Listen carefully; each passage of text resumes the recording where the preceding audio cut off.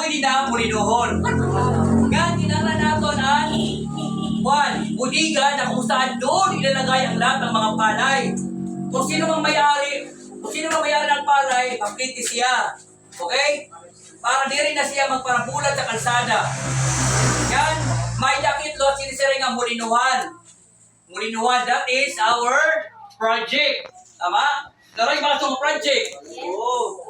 O, nano yung kinalilipan? Ito mabintor o project sa agriculture? Ini din eh, mga Ginoo. Imo ko yung training center din eh. Ipa-aircon natin, kasi magkupay ka, samtang namamati ka. Tapos, mura-mura mila na asawa. Tapos, ang atong opisina, tidak. Malain, ang atong grupo, mawaray opisina. Tama? Ay, kung namin yung problema, di rin makadto sa mga balay-balay, kay ang utak marang, anday kung may lagi itong opisina, makautang kit sa aton, pundo. Okay?